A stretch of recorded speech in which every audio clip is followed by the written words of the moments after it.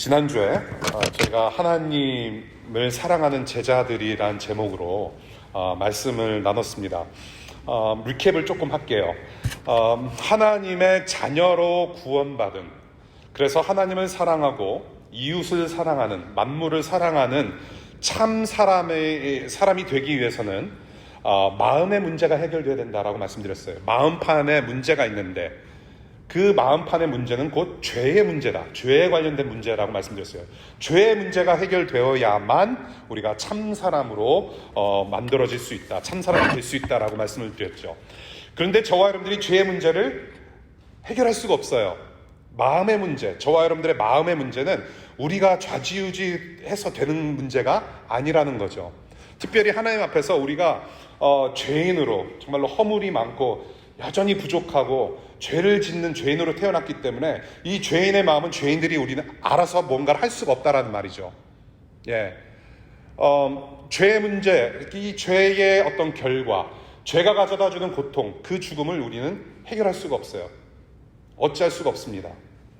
동시에 하나님께 잘못한 거는 알겠으니 하나님, 제가 스스로 한번 형벌을 내려보겠습니다. 나한테 맞는 형벌을, 죄값을 내가 치르도록 한번 노력해 보겠습니다. 벌금 한 500만 원 어떠세요?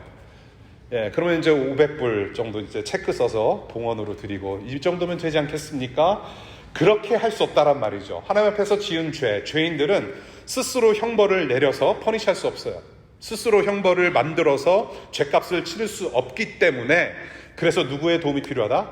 외부의 도움이 필요한 거예요. 저는, 여러분들은, 모든 죄인들은 외부의 도움이 없이는 우리의 죄의 문제, 마음의 문제는 결코 해결할 수 없다라고 지난주에 말씀을 드렸습니다.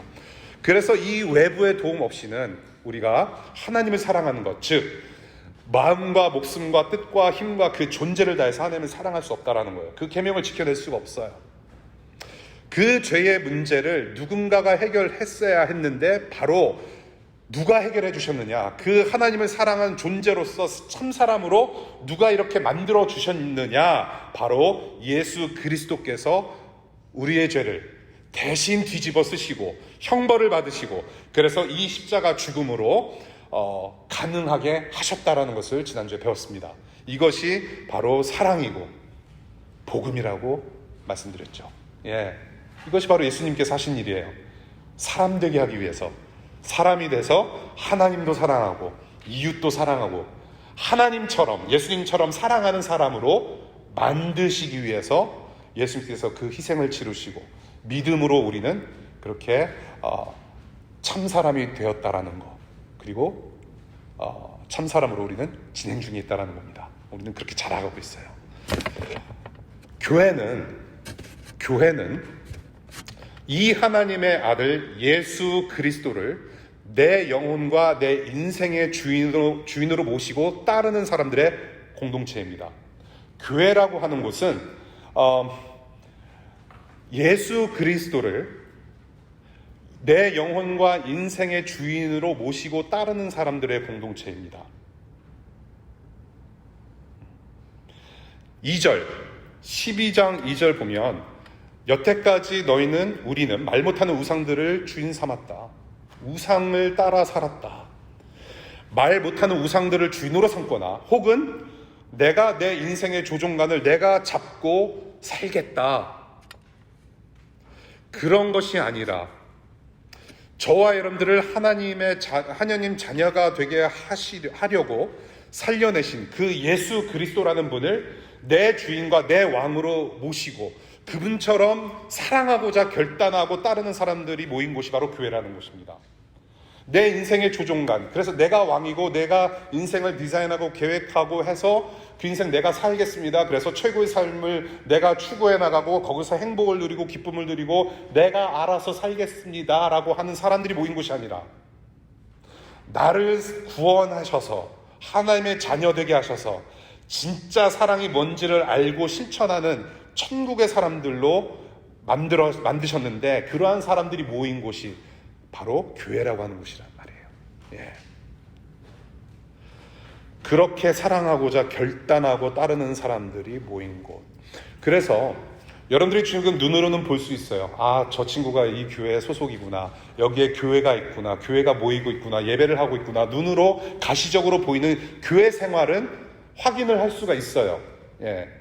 눈으로는 교회 생활을 누가 하고 있는지, 내가 하고 있는지 보여요. 그런데 이 기독교라고 하는 것은, 교회라고 하는 것은 단순히 눈에 보이는 수준뿐만이 아니라 더 나아가서, 더 깊이 들어가서 이 눈에 보이지 않는 하나님과의 어떤 영적인 관계가 형성되는 것을 교회라고 하는 거예요. 그러한 영적인 관계가, relationship이 빌드업되고 에스타블리시 된 곳이 바로 교회라고 하는 곳입니다. 예, 영적인 관계, 보이지 않는 그 영적인 관계 속에서 누가 엄청나게 일을 하시냐면 바로 성령님이라고 하는 하나님이 일을 하고 계세요. 오늘의 키워드는 성령입니다. 예, 성령, Holy Spirit. 이 예수님께서 십자가에서 하신 일, 평생 동안 하신 일, 그리고 우리에게 하신 일들이 복음서에서, 성경에서 굉장히 이제 이야기를 많이 나누고 있죠. 예수님은 이러한 분이시다. 이 예수님께서 하신 일을 저와 여러분들에게 실제로 적용시키시는 분이 바로 이 성령님이라는 하나님이세요. 성령님. 2000년 전에 한 사람이, 하나님의 아들인데 동시에 인간이라고 했던 예수라는 사람이 십자가에서 죽음을 당함으로 우리를 구원했다라는 그 사건, 객관적인 역사적 사건, 그 사실을 지금의 2000 몇 년이죠? 벌써 2023년이 됐대요. 2000년 지나서 2023년 지금의 삶을 살아가는 저와 여러분들에게 주관적으로 적용시키도록 지금도 일하시는 분이 바로 성령 하나님이십니다. 예. 2000년 전에 그 양반이 나랑 무슨 상관이 있을까? 사실은 상관이 없어요. 우리 눈으로 보자면. 상관 있게 만드는 분이 바로 성령님이시래요. 그것을 성경에서 가르칩니다. 그래서 이 성령님께서 주도하시고 인도하시고 도와주시기 때문에, 그래서 이 교회는 저와 여러분들이 예수 그리스도를 주로 영접하고 그런 보이지 않는 그런 하나님과의 관계에 들어왔다라는 것은 바로 성령 하나님께서 하신 일이고, 교회는 그래서 성령의 공동체라고 성경은 가르치고 있어요. 성령의 공동체다. 이 교회가 성령으로 하나 된 제자들의 공동체다라고 하는 것을 오늘 본문을 통해서 좀 간단히 나누면 좋겠습니다. 첫 번째 포인트는, 교회는 성령으로 예수를 주님이라고 시인하는 공동체라고 오늘 본문에서 가르쳐요. 예수 그리스도는 그냥 4대 성자 중에 한 사람이 아니라, 어떤 훌륭한 일을 잠깐 했다가 죽은 사람이 아니라 나의 일생에, 내 인생의, 내 영혼의 주인입니다 라고 시인하는 사람들의 공동체가 교회라고 오늘 본문은 가르쳐요. 우리 다 같이 3절 함께 읽겠습니다. 고린도전서 12장 3절 다 같이 읽어볼까요? 시작. 그러므로 나는 여러분에게 알려드립니다. 하나님의 영으로 말하는 사람은 아무도 예수는 저주를 받아라 라고 할 수 없고, 또 성령을 힘입지 않고서는 아무도 예수는 주님이시다 라고 말할 수 없습니다. 어떤 아이가 있는데, 저는 모르는 애예요. 처음 보는 아이인데, 어떤 아이가 나한테 달려와서 나를 아빠, 데디, 아빠라고 부를 수 있는 방법이 제가 생각해 보니까 두 가지가 있어요. 생판 모르는 아이가 나를 아빠라고 부를 수 있는 자격을 얻는 방법 두 가지. 첫 번째, 내가 직접 낳은 아이면 가능해요. 이게 우리 새 아이 제가 처음 봤어요. 병원에서 태어날 때 처음 보는 애예요. 이렇게 생겼구나. 내 아들, 내 딸, 내 아들. 그 방법이 하나가 있어요. 그때 처음 본 거예요. 걔네 태어날 때. 걔네들은 나를 아빠라고 부를 수 있는 자격이 있어요. 왜? 내가 아빠고 엄마와의 사랑을 통해서 낳은 열매이기 때문에 아빠라고 부를 자격이 있어요. 두 번째, 입양하면 돼요. 생판 모르는 아이예요. 나는 쟤를 몰라. 처음 봤어요. 내가 입양하면 돼요. 그러면은 입양 받은 아이는 나를 아빠라고 부를 자격이 있고, 아버지라고 부를 자격이 있고, 심지어는 나의 재산, 재산이라고 봤자 기아 자동차 저거밖에 없어요. 이제 그거 큰애한테 물려주면 저는 땡이에요. 없어요. 그 재산을 물려받을 수 있는 자격이 생겨요. 그 방법 두 가지예요. 나를 아빠라고 부를 수 있는 것은 내가 낳은 아이 아니면 입양하는 거예요. 딱 두 가지 방법. 만약에 지금 이제 예배를 하고 있는데 저쪽에서 어떤 아이가 내가 모르는 아이인데 달려 들어오면서 나를 보고 아빠라고 부르면서 이렇게 달려오면요, 저 뒤에 제 아내가 있는데 전 이제 죽는 거예요. 예. 저녁이고 뭐가 없어요, 저는. 그러면 안 되는 거죠. 나를 아빠라고 부를 수 있는 것은 내가 낳은 아이 아니면 입양하는 것이다. 입양은 내가 입양되고 싶어서 해서 가능한 일이 아니죠. I wanna get adopted, I wanna be adopted, come on, adopt me 라고 선전하는 게 아니에요, 입양 아이들은. 누군가가 그 아이를 자식으로 품기 위해서 일방적으로 찾아왔을 때 가능한 일이란 말이에요, 입양이라고 하는 것은. 그렇죠. 일방적으로 데리고 와야 돼요. 내가 저 아이를 키우겠다, 저 아이를 평생 사랑하겠다, 내 핏줄은 아니지만 사랑하기로 마음 먹으신 분이 일방적으로 데리고 와야 돼요. 그것을 흔한 말로, 그리고 기독교 용어로 은혜라고 부릅니다. Grace. 그 예수 그리스도, 우리를 살리신 그 예수 그리스도를 주인으로 삼는다라는 것은 내 힘으로 되는 일이 아니에요. 네. 교회 생활을 30년 하고 20년 하고 10년 됐고 아버지가 목사고 장로고 집사고 하는데 내 입으로 시인하지 않고 내가 믿지 않으면 안 되는 일이에요. 아무리 교회 생활을 많이 하고 부모님이 직분자라고 할지라도 내가 믿고 있다는 것이 정말로 믿음인지를 생각해 보셔야 돼요. 그게 부모님 믿음인지 내 믿음인지, 내가 정말로 주인이라고 시인하는 삶을 살아가고 있는지를 좀 생각해 보셔야 돼요. 내 인생의 주인이 진짜 누군지. 내 힘으로 되는 게 아니에요. 내 배경이 그걸 말해주고 있잖아요. 우리 신앙을 말해주고 있잖아요. 이미 말씀드렸듯이 외부 도움, 이 은혜라는 것이 없으면은 내 스스로 예수 믿는 믿음을 가질 수가 없어요. 하나님 아버지를 아버지로 모실 수 있는 그런 특권이 주어지지가 않아요. 은혜가 있어야 돼요, 은혜가. 요한복음 3장을 보면은 우리 교회 생활 오래 하신 분들 요한복음 3장 하면 딱 누가 떠올라요? 성은 니시오, 이름은 고데모. 니고데모라는 분이 계세요. 예수님께서 니고데모를 만나셨어요. 만나시면서 이 니고데모라는 사람이 예수님한테 여쭤봐요. 어떻게 하면 하나님 나라에 들어갈 수 있습니까? 다른 말로 어떻게 하면 구원받을 수 있습니까? 어떻게 하면 천국 갈 수 있습니까? 라는 얘기죠. 그런데 예수님께서 참 희한한 대답을 하세요. 거듭나야 된다. 네가 다시 태어나야 된다라고 말씀하세요. You need to be born again. 제가 엄마 뱃속에서 어떻게 다시 들어가서 다시 태어나요? 그런 대화를 하지 않습니까? 니고데모랑. 어떻게 다시 태어나요? 어떻게 거듭나야 되냐? 어떻게 다시 태어나느냐라는 질문에 주님은 이렇게 대답하시죠. 오직 물과 성령으로 가능하더라. 하나님 나라는 우리의 노력이 아니라 그 어떤 육체적인 다시 엄마 뱃속으로 들어가서 이렇게 발생하는 사건이 아니라 물과 성령으로만 가능하대요. 물이라고 하는 것은 그 당시에 정결을 상징하는 것이죠. 물로 깨끗이 씻김을 받았다.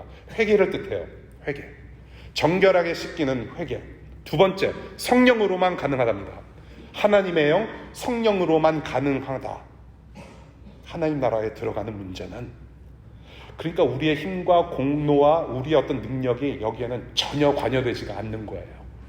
저와 여러분들의 어떤 성장 배경, 나는 교회 생활 오래 했기 때문에 어떤 그런 경륜, 그런 것은 일체 상관이 없어요. 일체 상관이 없어요. 오로지 하나님 나라에 들어갈 수 있는 것은 죄의 회개와 성령 하나님의 능력으로만 가능하다라고 가르치셨어요, 주님이. 자, 3절. 성령을 힘입지 않고서는 아무도 예수는 주님이시다라고 말할 수 없습니다.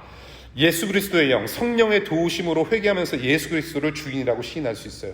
마음에 믿는 것을 입으로 꺼낸단 말이에요. 예수님은 나랑 상관없습니다라고 하는 것이 아니라 상관 있기 때문에, 그래서 내 주인 되셨기 때문에 그 주인 맞습니다라고 시인할 수 있게 되었다. 누구로 말미암아? 성령님으로 말미암아. 그 영생하는 하나님 나라에 들어갈 수 있는 자격이 바로 예수님 때문에 생겼다라고 가르치는 거죠. 그리고 그런 자격을 받은 사람들이 바로 교회라고 하는 문제예요. 교회.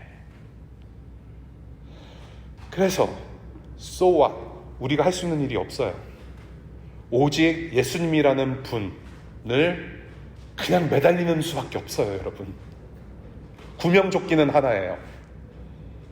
여러분들이 바다에서 표류를 할 때 구명조끼 하나예요. 그거 잡아야 살 수 있어요. 이 세상에서 하나님께서 떨구신 구명조끼는 단 한 분이세요. 예수 그리스도. 그때 성령께서 도우셔서 하나님께서 주인 되시고 아버지 되시는 그런 영원한 복을 누리는 자녀, 백성으로 삼아주신다라는 약속을 하시는 거죠. 이게 바로 은혜예요. 하나님 아버지께서 성령을 통해서 우리를 일방적으로 입양하셨고 자녀로 삼아주셨고 하늘을 기업으로 유산으로 주셨다라는 거예요. 기아 자동차가 아니라 천국이 우리 거래요. 그래서 우리 집 가는 거예요. 우리 집. 지금도 그 은혜를 주세요, 여러분한테. 은혜의 문이 열려 있습니다. 돌아오기를 원하세요. Here I am. Here I am. 성령님 통해서 예수님을 정말로 내 주인입니다, 하나님을 정말 내 아버지십니다라고 모시고 그분께서 주시는 최고의 복을 누리시는 교회 되실 수 있기를 축복합니다. 두 번째, 교회는 성령께서 주시는 선물로 세워져 가는 공동체라고 가르쳐요. 교회라고 하는 것은 성령께서 주시는 선물로 채워져 가는, 자라가는 공동체라고 가르치십니다. 우리 다 같이 4절 읽겠습니다. 고린도전서 12장 4절 시작. 은사는 여러 가지지만 그것을 주시는 분은 같은 성령이십니다. 그리고 우리 7절도 같이 읽겠습니다. 7절 시작. 각 사람에게 성령을 나타내 주시는 것은 공동 이익을 위한 것입니다. 여러분 중에 혹시 개콘 팬들 있으신가요? 오래전 일이죠. 개콘 많이 보신 분들 잠깐 손 들어서 펴주시면 조금 더 제가 2000년생들도 손 드는 거 보니까 이렇게 저는 좀 괜찮은 세대인 것 같아요. 개콘에 옛날에 그 맞박이 아세요? 맞박이? 맞박이 정종철이라고 하는 그 개그맨 분이 계신데 그분이 교회 집사님이셨대요. 근데 그분이 한번 간증을 하셨는데 이런 간증을 하세요. 하나님은 제게 안 생긴 얼굴을 주셨지만 동시에 안 생긴 얼굴로 남을 웃게 만드는 은사를 주셨으니 공평하신 분이다. 에이멘. 너무 공감이 돼요. 아니 안 생긴 거 그 부분 말고 저는 공평하시다라는 거에 엄청 공감을 해요. 네. 8절부터 여러분들 지금 읽으신 8절부터 11절 사이에 지금 반복되는 단어가 있어요. 반복되는 단어는 중요하다라는 것이죠. 중요한 거예요. 중요한 것은 강조될 수밖에 없어요. 강조되고 있는 반복되는 단어가 뭐냐면 어떤 사람이라는 단어가 반복됩니다. 어떤 이. 한 사람이에요. 어떤 이가 반복이 돼요. 예수 그리스도를 주님으로 시인하면서 교회를 이루고 있는 여러분 각 사람들을 의미하는 거예요. 어떤 집단적인 어떤 커뮤니티 어떤 집합 공동체를 말하고 있는 것이 아니라 각 사람들, 인디비주얼을 얘기를 해요. individually. 각 사람, each person. 각 사람, 여러분 각자에게 한 사람 한 사람에게 각기 다른 영적인 은사를 주셨고 은사적인 달란트와 재능을 주셨대요. 탤런트. 뭔가 특별한 것을 주셨다라는 거 말씀을 하세요. 뭔가 특별한 것이 있어요. 여러분들 일단 생긴 것부터 달라요. 생긴 것부터 다르고 성장 배경이 다르고 전공과 연구하는 분야가 다르고 직장도 다르고 다 달라요. MBTI는 좀 같을 수 있겠네요. 그렇죠? 굳이 그런 캐테고리로 나누자면 저의 MBTI 모르시죠? 저의 MBTI 공개합니다. 여러분들이 거의 1년째 저한테 물어보셨어요. 받아 적으세요. 저의 MBTI는 CUT이에요. CUTE.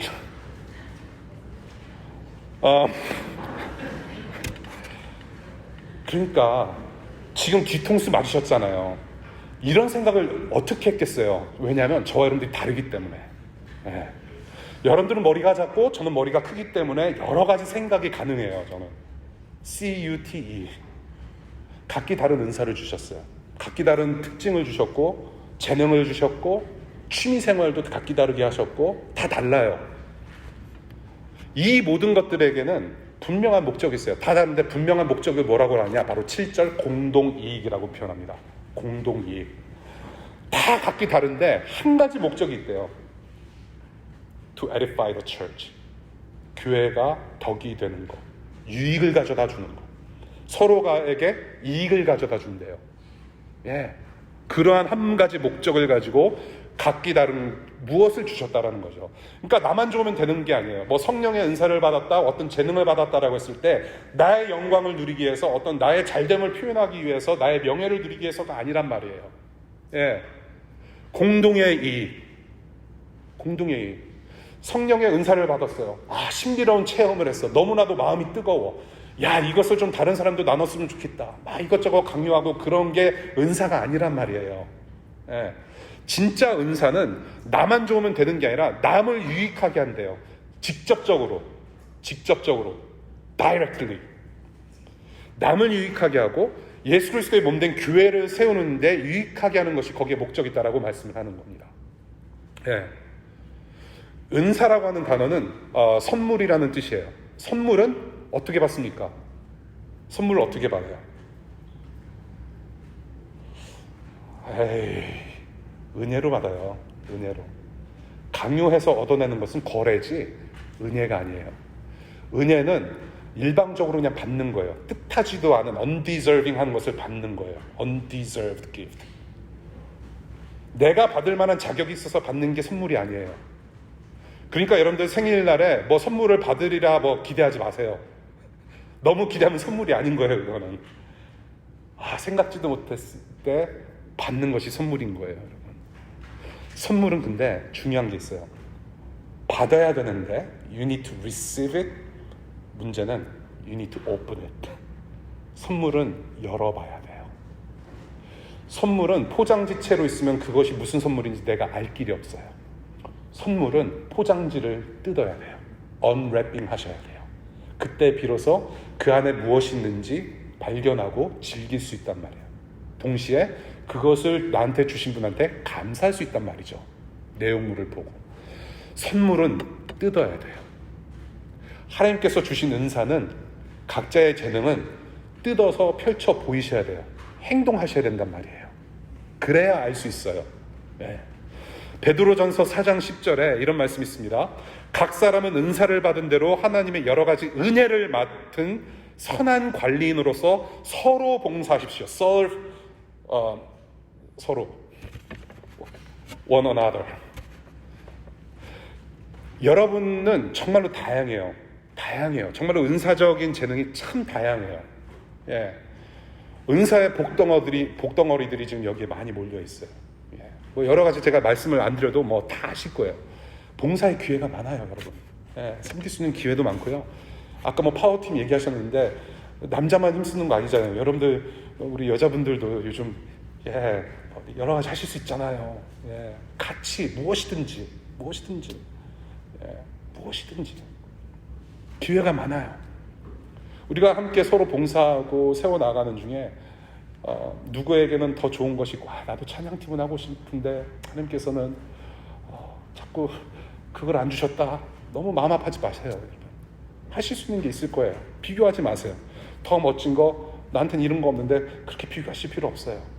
하나님을 섬기고 교회가 교회가 되게 하는 것은 더 중요하고 더 멋진 일 없어요. 그런 거. 네.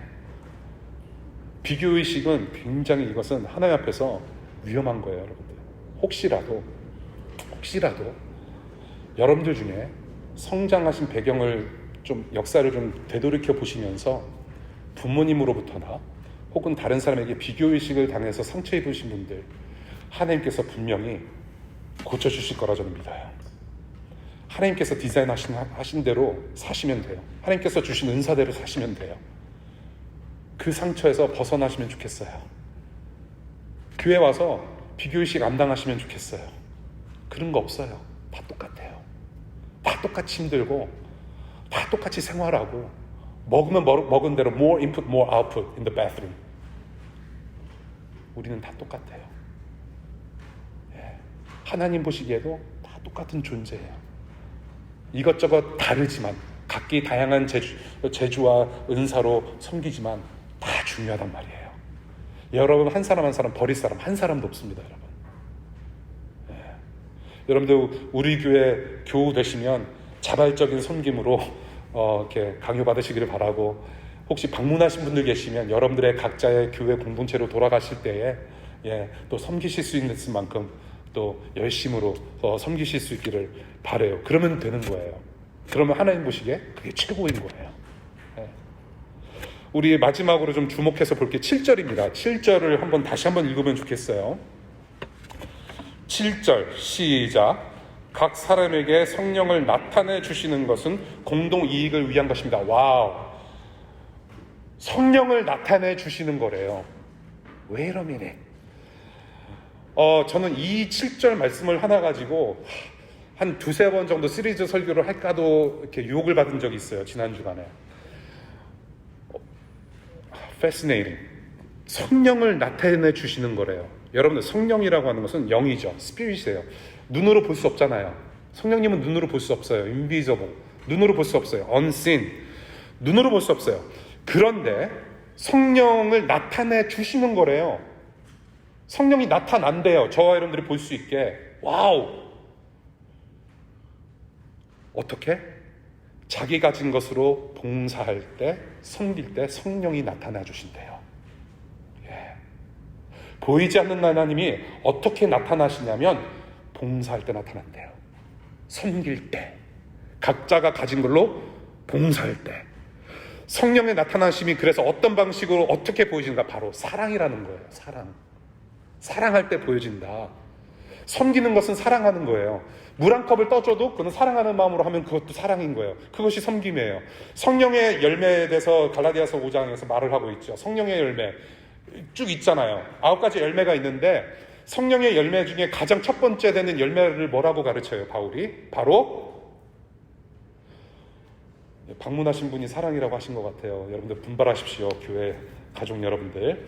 첫 번째 열매가 사랑이에요. 사랑 없는 절제, 사랑 없는 기쁨, 사랑 없는 또 온유 없어요. 모든 것은 사랑으로 통합니다.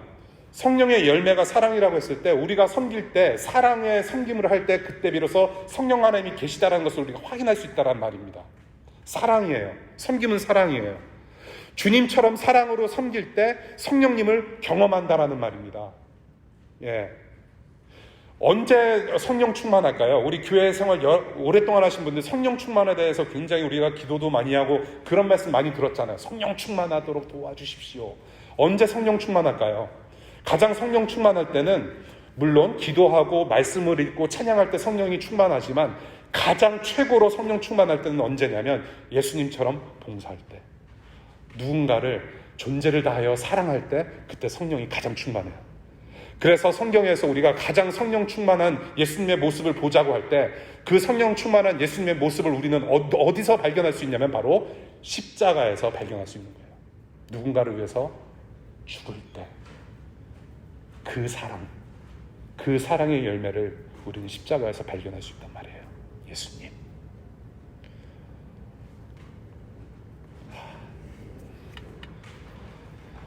예수를 닮아가는 구원의 증거가 바로 거기 있는 거예요, 여러분. 교회 생활을 오래 했고 봉사를 많이 하고 헌금을 많이 내는 것이 바로 증거가 아니라 섬길 때에 그것이 바로 증거가 된다는 거. 마음이 있을 때, 누군가를 사랑하고자 베풀고자 하는 마음이 있을 때 그것이 바로 구원의 증거라고 얘기를 해요. 안에서도 세는 바가지 밖에서도 세야 돼요. 여러분 각자의 섬김으로 교회를 세워가시고 동시에 그 사랑의 섬김이 우리 사회 속으로 워싱턴 DC, 여러분들이 속한 도시 가운데 좀 스며 들어가서 하나님을 드러내는 교회로 살아가실 수 있기를 바랍니다. 마지막 포인트 11절입니다. 우리 한번 같이 읽어볼까요? 11절 시작. 이 모든 일은 한 분이신 같은 성령이 하시며 그는 원하시는 대로 각 사람에게 은사를 나누어 주십니다. 그래서 랩업하자면 교회는 성령으로 하나 된 공동체입니다. 교회는 성령으로 하나 된 공동체예요. 어떤 뚜렷한 눈으로 볼 수 있는 비전을 가지고 모이는 것이 아니라 성령께서 이미 하나 되게 하시는 교회가 바로 이 교회란 말이죠. 성령님은 어제, 오늘, 내일도 동일하세요. 그 성령님은 여러분을 예수 그리스도를 주인으로 따르게 하시는 분이시고 지금 현재도 사랑한다라고 말씀하시고 도우셔서 이끌어주시고 또한 동시에 각자의 은사로 교회를 세워나가는 일을 여러분들 가운데 하고 계시는 거예요. 예. 동일하신 하나님, 성령 하나님께서 그렇게 지금도 일을 하세요. 하나 되게 하세요. 성령의 공동체입니다.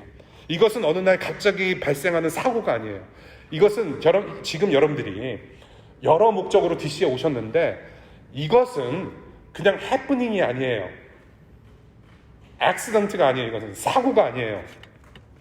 이것은 어제, 오늘, 내일 영원토록 동일하신 하나님 아버지의 계획과 섭리 가운데 영원에서부터 시작된 하나님의 뜻이에요. 이것은 여기에 뜻이 분명히 있어요. 지금은 모르지만 우리가 앞으로 살고 나서 돌이켜봤을 때 2023년 내가 워싱턴 DC에서 예배하고 공부하고 직장 생활했던 게 이런 뜻이었었구나라고 하는 것을 확인할 거예요. 우리는 분명히 확인될 거예요. 우리는 하나님의 계획 안에 있어요. 하나님의 뜻이에요. 그것이 이미 성령 하나님께서 여러분들을 이 땅 여기에 인도하셨고 여기에 오게 하셨단 말이에요. 예. DC2DC는 성령의 공동체예요. 이게 해프닝이 아니에요. 그냥 여러분은 다른 목적으로 오실 수 있다고 생각하실 수 있어요. 뭐 자위적으로 오셨거나 친구한테 끌려왔거나 구글을 해보니까 다른 데 가고 싶은데 차는 없고 그래 한번 와보자. 잘 오셨어요. 이게 지금 어떤 상황이냐면 하나님 아버지의 섭리 가운데 성령 하나님의 인도하심으로 오셔서 성자 하나님 예수 그리스도를 만나는 복된 영광 안으로 초대받으셨다라는 사실이에요. 복음을 듣게 되었고 예수라는 분의 이름을 듣게 되었고 하나님이 어떤 분이신지 알게 되었다.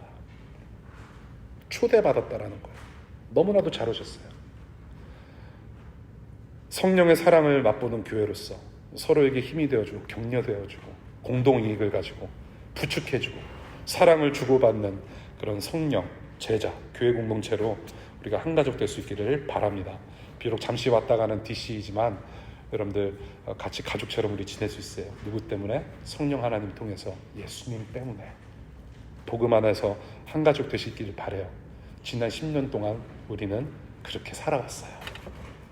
잠시 왔다 가는 교회 공동체이지만 한 가족으로 성령 하나님의 인도하심으로 살아왔어요.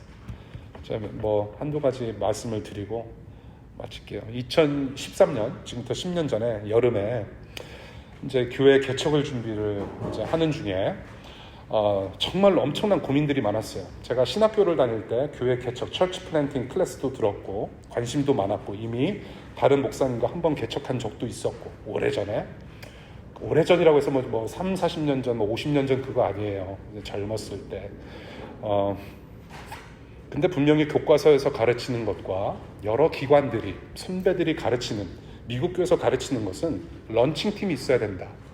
교회 개척팀이 3, 4, 5 모여서 같이 기도하고 같이 재정을 모으고 같이 꾸려나가면서 교회를 세우는 것이 바로 루트다라고 가르쳐요. 그래야 되는데 예배는 시작하려고 마음은 먹었는데 모여지지를 않는 거예요. 제가 30분한테 같이 동역하자라고 부탁을 한 적이 있어요. 한 분도 온 적이 없어요. 고민이 되는 거예요. 예배 날짜 이제 여기 교회 예배당 이제 사용 허가를 맡아놓고 2013년 8월부터 이제 준비 예배를 거쳐서 9월 달에 정식으로 런칭을 해야 되는데 아무도 없는 거예요. 그래서 그것이 이제 걱정이 되고 스트레스를 받으면서 심지어는 꿈에서도 기도를 했던 것 같아요. 어느 날 새벽에 이제 딱 자고 있는데 갑자기 이게 정신이 번쩍 들더니 개척팀 어떻게 하면 좋겠습니까? 너무 불안하고 화면밖에 매달릴 수 없는 그런 상황이 온 거예요. 새벽에. 그런데 어떤 마음이 그때 들어왔냐면 내 교회는 내가 알아서 한다. I know what I'm doing with my church. 그런 마음이 들었는데 시간이 지나서 생각해보니까 그게 성령님의 음성, 여러분들이 흔히 말하는 하나님의 음성이었던 것 같아요. 내 교회는 내가 알아서 한다. 새벽에 누워있는 상태에서 오케이. 그리고 첫 예배 이후에 지금의 여러분들이 이곳에 앉아있기까지 하나님께서는 성령님을 통해서 수많은 영혼들을 이 자리에 불러 모으셨고 각자의 은사와 재능으로 서로 봉사하는, 서로 섬기는, 사랑하는 가족 되게 하셨고요. 매주 매 학기 때마다 제가 염려했던 그 개척팀이 와 있는 거예요. 매주마다 기적 같고 새로운 거예요. 이것이. 그렇게 10년을 지나왔어요. I know what I'm doing with my church. 내 교회는 내가 알아서 한다. 교회 개척은 네가 아니라 내가 하는 것이다. 그 말씀 하시더라고요. 여러분이 지금 와 계신 것도 오래전부터 하나님께서 준비하신 계획의 일부란 말이에요. 그래서 성령님께서 여러분 가운데 일하셔서 이 자리에 와 계시는 거예요. 이전부터 성령님은 일하고 계셨어요. 그래서 2013년 그 과정을 겪고 2013년 8월 첫 설교 시리즈 타이틀이 뭐냐면 내 교회를 세우리니, 마태복음 말씀으로 이 교회가 하나님의 교회임을 선포하고 시작한 교회가 바로 DC2DC예요. 오랫동안 알고 지냈던 자매가 있어요. 그 30명 중에 정말로 이 친구면은 내가 DC에서 정말로 사람 살리는 복음 사역을 좀 같이 할 수 있겠다 싶어서 제가 너무나도 잘 알고 지내던 자매를 한번 만나서 동역 관련해서 이제 30분을 제가 부탁을 한 적이 있어요. 스타벅스 커피에서 커피 한 잔 시켜놓고 30분 이상을 제가 계속 떠들었어요. DC에 대해서. 교회가 없다. 섬길 분들은 많다. 우리를 기다리고 있는 영혼들이 있다. 너는 이거 해줬으면 좋겠고 한번 마음을 모아보자. 같이 합류할 수 있겠느냐. 그래서 그러고서 이제 헤어졌는데 그 스타벅스 커피에 누가 앉아 있었냐면 그냥 잘 모르는 친구예요. 잘 모르는 자매인데 그냥 이렇게 교회 무슨 뭐 이렇게 연합 부흥 집회 같은 거 하면 이제 만나는 부류들이 있잖아요. 그때 그냥 인사만 하는 정도, 얼굴만 알고 지내던 분이 거기서 이제 공부를 하시는 거예요. 커피 마시면서. 그러니까 인사만 하면서 지냈던 사였기 때문에 인사만 했어요. 그날도 인사만 하고 안녕하세요. 예. 그러고서 이제 그 자매랑 30분 떠들었어요. 그래서 이제 예배를 시작합니다. 이 교회에서 이제 예배가 시작되고 나서 갑자기 예고 없이 나타난 사람이 있는데 그 사람이 누군가 하면 30분 동안 동역하자고 계속 떠든 그분이 오신 게 아니라 인사만 하고 지내던 그분이 오신 거예요. 제가 그분한테 뭐 교회 개척은 물론이고 말을 섞어본 적이 없어요. 그분하고 안녕하세요 그 인사만. DC에 교회가 있다는 소리도 한 번도 꺼낸 적이 없어요. 그런데 그분이 오셨어요. 그분이 오셔가지고 1년을 넘게 섬기셨는데 첫 소그룹장이셨고 우리 교회 소그룹장 1호예요. 큰언니, 큰누나 1호. 그리고 이제 지금 이제 권사님들이 지금 조금 계세요. 예, 권사님 역할 하시는 분들이 이제 몇 분 계신데 우리 1호 권사님이셨어요. 그분이 87년생인데 그분 이름이 김형인이에요. 생각지도 못한 데서 하나님께서 보내신 거예요. 그분이 소그룹 기반을 잘 닦아 놓으셨어요. 그리고 거기서 처음 만난, 그리고 그렇게 해서 지난 한 해 재정팀장으로 열심히 일했던 그 소그룹원이 바로 여기 이명재 씨예요. 형재 씨. 전혀 생각지도 못한 사람들을 보내셔서 소그룹장으로 섬기게 하시고 그렇게 해서 만남을 통해서 하나님을 알고 멀리 갔다가 다시 와서 또 같은 교회를 섬기는 이 일이 사람의 디자인으로 가능할까요? 아니요, 절대로 그렇잖아요. 성령님의 인도하심이 있다란 말이에요. 성령으로 하나 된 공동체. 하나님이 교회를 알아서 하시겠다라는 사인 중에 하나인 거예요. 이것이 바로 상식이 기적이 상식이 되는 교회, 성령님의 교회란 말이죠. 지금 여러분들 거기에 계세요. 저의 이제 시간은 끝났고 제 설교를 이제 다른 분이 마무리할 거예요. 지난번에 성령론 우리 공부하면서 우리 교회 관련해서 혹은 뭐 성령님에 관련해서 간증을 할 사람이 있으면 좋겠다 그랬는데 지난주에 제가 이 설교를 준비하면서 장문의 카톡을 받았어요. 놀라운 간증이었어요. 어쩌면 이렇게 성령 하나님도 이렇게 또 일하실까. 마침 이 내용으로 설교 준비를 하는데 그 주님의 교회, 성령이 하나 되게 하신 교회라는 사실을 증거하는 간증을 딱 받은 거예요. 제가 2013년 9월 둘째 주부터 바로 저 자리에 앉아서 예배했던 주지타운 대학생 김승현 군의 간증을 우리 한번 듣고 예배 마무리했으면 좋겠어요. 우리 나오실 때 큰 박수 부탁드리겠습니다.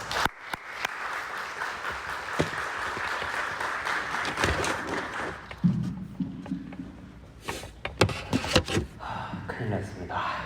목사님이 이번 주에 분명히 설교 짧게 하시고 저한테 시간 많이 주신다고 하셨는데 2시 15분이네요. 제가 너무 죄송합니다. 저 빨리 할게요. 우선 귀한 예배 시간을 이렇게 저에게 할애해 주신 운영위원회 분들께 감사드리고, 제가 이 자리에서 간증할 수 있도록 모든 것을 인도하신 하나님께 감사드립니다. 저는 현재 디스투디시에서 특별한 섬김도 지책도 없는 그냥 교우 김승현입니다. 제가 10년 전 2013년 9월 8일에 디스투디시 예배에 처음 참석했었는데, 그때 성령님이 저를 이 교회를 어떻게 인도하셨고, 또 지난 10년 동안 저를 어떻게 성장시키셨고, 또 이 교회와 어떻게 함께 하셨는지 잠깐 짧게 나누고자 이 자리에 서게 되었습니다. 2009년에 DC에 아까 말씀하신 조지타운에 학부생으로 처음 왔었습니다.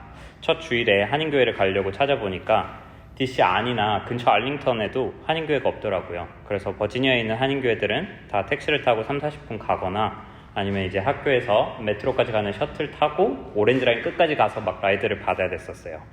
그래서 그때는 우버도 없던 시절이고 저희가 콜택시를 막 불러서 타고 교회를 다녀오곤 했었는데, 그거를 매주 하기가 굉장히 부담이 되었습니다. 그래서 학교 안이나 근처에 있는 미국 교회에서 예배를 드려봤는데, 평생을 제가 한국어로 기도하고 말씀이 있고 하다가 보니까 영어로 하는 게 너무 어색하고 불편한 거예요. 그래서 제가 한동안 교회를 정착을 하지 못하고 그렇게 방황을 하다가 다행히도 이제 버지니아에 있는 한 교회에서 저를 매주 라이드를 해주겠다고 하셔서 그렇게 매주 예배를 드릴 수 있었습니다. 그럼에도 제 마음 한구석에는 여전히 안타까운 마음이 있어서 매일 이렇게 기도했습니다.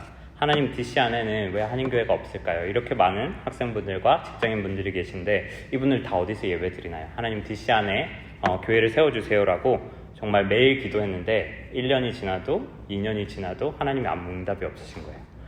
그러다가 이제 2년이 지나서 2011년에 저는 2학년을 마치고 군입대를 하게 되었습니다. 그래서 2011년에 입대하고 2년 군복무하는 동안에도 같은 제목으로 계속 기도했어요. 그래서 2013년에 이제 전역을 하고 학교에 복학을 했는데 파기바름에 한인교회가 생겼다는 얘기를 들은 거예요. 그래서 이게 뭐지? 하나님이 내 기도의 응답을 드디어 해주신 건가? 싶어서 이제 2013년 9월 8일에 이 자리에 아마 지금 지훈이 형 앉아있는 저 자리일 것 같은데 딱 와서 앉았는데 이렇게 건장하시고 좀 이렇게 무서운 포스를 뿜뿜 하시는 분이 그때 지금보다 더 크셨어요. 지금 많이 왜소해지셨는데 여기 쓰셔서 혼자 기타 치시고 말씀 전하시고 다 하시는 거예요. 다 하시고 저 뒤에 계신 사모님 혼자 사모님이랑 애 셋, 그리고 아마 한 3-4명 정도 더 계셨던 것 같아요. 그렇게 작은 교회 예배를 드려본 적이 없어요. 그래서 너무 당황했었는데, 심지어 예배 끝나고 이제 친교 시간에 목사님과 이제 얘기를 나누는데 더 깜짝 놀랐어요. 목사님이 방금 잠깐 얘기를 하셨지만 대형교회에서 이렇게 청년부를 담당을 하시던 전도사님이 갑자기 하나님이 너 DC 가서 교회 세워 라고 그렇게 말씀하셨다. 그거 하나만 정말 붙들고 말씀하신 대로 모 교회에 아무 재정적인 후원도 없이 동역자도 없이 그냥 나와서 개척하셨다는 거예요. 그래가지고 처음 딱 드는 생각이 와, 애도 많은데 진짜 무모하고 대책 없다 라는 생각이 딱 들었어요. 그래서 저는 그때 대학생이었는데도 그 생각이 제일 먼저 들었는데, 그 다음에 든 생각이 하나님께서 정말 내가 그 수년간 매일 기도해 왔던 그 기도 제목 하나도 흘리지 않으시고 정말 다 들어주셨구나 라는 생각이 가장 먼저 들었어요. 처음에는 이 교회와 이제 함께 하게 되면서 이 굉장히 좀 오래된 카톨릭 같은 교회가 적응도 잘 안 되고 좀 그랬는데, 시간이 지날수록 이렇게 가족 같은 그런 정말 작은 예배 이런 게 너무 좋았어요. 그리고 아까 말씀드렸던 것처럼 제가 왔다 갔다 하고 싶을 때 언제든지 이렇게 교회를 자유롭게 왔다 갔다 할 수 있다는 게 저한테는 굉장히 크게 다가왔었어요. 그리고 제가 교회를 이제 섬기기로 하면서 목사님이 이렇게 학교에 좀 많이 찾아와 주시고 맛있는 거 사들고 찾아오셔서 제 삶에 관심 가져주시고 또 저를 이렇게 신앙적으로 양육을 해주셔서 또 이 자리까지 있게 된 것 같습니다. 근데 그 후에 정말 목사님이 말씀하신 것처럼 다양한 성령의 은사를 하나님께서 주신 동역자들을 너무 많이 보내주셨어요. 그래서 그분들과 함께 성경 공부하고 기도하고 또 이렇게 교회를 섬기면서 하나님 나라를 함께 세워갈 수 있다는 그런 자부심과 친밀감이 좀 생겼던 것 같습니다. 지난 10년의 기억을 돌아보면 하나님께 감사한 일이 참 많습니다. 제 개인적으로는 교회에서 같이 소그룹장으로 섬기던 제 지금의 아내를 만나서 지금 여기 서 있는 이 자리에서 제가 결혼을 했고요. 코로나 터지고 몇 년 이렇게 한국에 나가 있었지만 또 둘로 떠났던 DC를 아기와 함께 또 셋으로 올 초에 돌아와서 다시 이 자리에서 예배 드릴 수 있게 되었습니다. 공동체로서 감사의 기록을 남기고 싶은 순간이 또 너무 많은데요. 새가족방 가정을 처음 시작하면서 우리는 하나님 나라를 함께 세워가는 파트너다라는 뜻에서 파트너십 다운로드라고 했던 거, 그리고 소그룹을 처음 시작하면서 일주일에 가장 중요한 시간이라는 뜻을 담아서 프라임 타임이라고 그렇게 불렀던 거, 또 수양회를 처음 가면서 푹 쉬고 힐링하고 오자는 이름으로 타임아웃이라고 부르고, 이번에도 수양회 가나요? 네. 저는 정말 그 수영에 가서 타임아웃이라고 부른 수영에 가서 정말 먹고 놀고 자고 그것밖에 안 했는데 그 가운데에서도 제 인생의 가치관을 바꿀 만큼 강한 하나님의 임재를 체험했었어요. 그리고 또 노숙자 구제 사역을 아침 식사를 나누며 함께 기도한다는 뜻의 백악관 조찬 기도회까지 DC2DC이기 때문에 가능했던 시간들이 참 많았던 것 같습니다. 특별히 저는 백악관 조찬 기도에서 제 아내와 노숙인 분들의 그런 가슴 아픈 사연을 들어드리고 함께 기도하고 또 개인적인 친분을 쌓아가면서 이렇게 지나가다 안부도 묻고 또 이렇게 급할 때 직접적인 도움을 드릴 수 있어서 굉장히 감사했습니다. 또 감사한 것들이 제 스마트폰 연락처에 여전히 홍 전도사님으로 저장되어 계신 분이 강도사가 되고 목사가 되고 또 노예에서 이렇게 목사 안수를 받고 그 예배 기억이 나고요. 또 목사로서 주셨던 첫 세례, 첫 성찬식, 그리고 목사도 교우 중에 한 명이라면서 교회의 의사결정권이 있는 운영위원회를 창설하셨던 거, 재직회인 첫 살림 나눔을 했던 거, 너무나 이런 모든 것들이 너무나 감격스럽고 감사했습니다. 반면에 너무 힘들 때도 많았습니다. 때로는 목사님과 의견이 달라서 좀 부딪히고 혼나고 또 사람들이 이렇게 학기마다 좀 자주 바뀌어서 좀 친해질 만하면 떠나는 게 너무 아쉽기도 했고 또 제가 교만해서 이렇게 교회가 뭔가 좀 성장을 잘 하지 않는 것 같아서 이렇게 답답한 순간들도 굉장히 많았습니다. 그럼에도 제가 꾸준히 이 교회를 섬기고 또 한국에 잠깐 살 때에도 DC로 돌아오고 싶은 생각이 들도록 성령님 인도하신 이유가 뭘까 생각해보면 한 3가지 정도로 나눌 수 있을 것 같아요. 첫 번째는 10년이 지난 지금도 여전히 DC 안에서 매주 예배드리는 한인교회는 DC2DC 하나밖에 없는 걸로 알고 있어요. 이게 현실적으로 어려운 이유가 분명히 있을 거라고 생각하는데 다행히 DC2DC는 온전히 하나님 은혜로 그간 감당할 수 있는 적당한 렌트비에 이 건물을 지금 10년씩이나 잘 빌려 써왔지만 저희도 미국 교회 눈치 많이 보고 또 이렇게 예배 외에는 아무것도 못하고 좀 불편하잖아요. 그래서 비슷한 이유로 실제 DC 안에 한인교회가 굉장히 생기기가 어렵다고 생각합니다. 그리고 아직도 DC 안에 사시는 수많은 한인분들이 버지니아나 메릴랜드로 이렇게 멀리 예배드리러 나가시는 것 같은데 어떻게 이분들과 DC에서 함께 예배드릴 수 있을지, 또 우리 교회가 다양한 연령대 어른들과 또 아이들까지 잘 품고 감당할 수 있을지 다가오는 10년 동안 저희가 같이 고민하고 기도하면 좋겠습니다. 두 번째 이유는 DC2DC의 주인이 정말 오로지 예수 그리스도 한 분밖에 없어서입니다. 목사님은 평일에 이렇게 풀타임 일하시기도 하고 또 공부하시기도 하시는 저희랑 똑같은 교우 중에 한 분이시고 또 교회에 장로, 권사, 집사 이런 직분자도 없고 교우들도 1년에 학기 기준으로 한 최소 3번은 바뀌는 것 같아요. 그러다 보니까 뚜렷한 교회의 색깔이 없고 또 이렇게 분위기가 좀 계속 바뀌기도 하지만 그렇기 때문에 온전히 우리 교회의 주인이 예수 그리스도라고 고백할 수 있고 그래서 저희가 더 성령님의 말씀에 음성에 귀 기울이게 되는 것 같아요. 우리 각자가 교회를 섬긴 지 10년이 되었든 10일이 되었든 서로 잘 모르고 어색하니까 옆에 계신 분들께 서로 먼저 인사하고 다가가면 우리 안에 계신 성령님께서 서로 금방 친해지게 해주실 것이라 확신합니다. 마지막 제가 DC2DC를 계속 섬기는 이유는 DC2DC 유일한 목표가 함께 일구어가며 살아가는 하나님 나라여서입니다. 앞에서 말씀드린 여러 가지 환경적인 제약들이 있다 보니까 장기적인 사역을 좀 추진하기도 어렵고 사람이 자주 바뀌다 보니 갑자기 섬길 인원이 없어서 막 섬기시는 분들이 되게 힘들어 하시기도 하는데 그렇기 때문에 정말 우리가 뭔가 이렇게 사역을 계획을 하고 또 우리가 뭔가 이렇게 진행을 한다기보다는 우리의 사명이 정말 이 DC 가운데 하나님 말씀을 전하고 하나님 나라를 세워간다는 그 큰 그림만 가지고 이렇게 교회가 운영이 되어야 되는 것 같아요. 그래서 모든 교우들이 내가 이런 작은 거라도 하면 하나님이 기뻐하시고 이 섬김을 들어서 크게 하나님 나라에 크게 들어 쓰시겠지라는 마음으로 자발적으로 여러 섬김의 좋은 아이디어들을 공유해 주시고 섬김에 참여해 주시면 좋을 것 같습니다. 이제 다음 주면 교회가 10년이 됩니다. 10살이면 초등학생이죠. 이제 막 밥 먹고 혼자 옷 입고 공부하고 이렇게 혼자 뭐든지 스스로 하기 시작한 나이인데 아직 막 이렇게 모든 교우님들을 다 챙기고 모든 방문객들 다 챙기고 이렇게 노련한 어른 수준의 교회는 아니라고 생각을 합니다. 그럼에도 지난 10년간 DC2DC와 함께하면서 제가 한 가지 확신할 수 있는 것은 이 교회에서 내가 어떤 혜택을 받을 수 있을까, 이것보다 이분들과 내가 어떻게 하나님 나라를 세워가고 이 DC 가운데 하나님의 일을 세워갈 수 있을까, 이것을 먼저 생각할 때 정말 하나님께서 우리 개인의 필요한 것들을 저희보다 더 잘하시는 하나님께서 반드시 채우실 것이라고 저는 확신합니다. 지난 10년 동안 수없이 많은 교우들이 하나님 앞에 순종하며 함께 달려왔고 오늘도 여전히 보이지 않는 곳에서 묵묵히 섬기시는 여러 교우님들 덕분에 저희가 이렇게 예배드릴 수 있다고 생각합니다.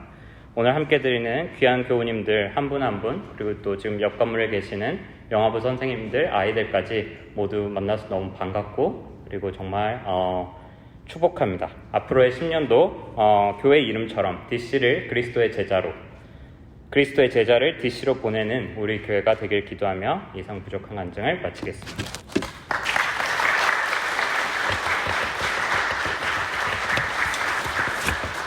기도하겠습니다.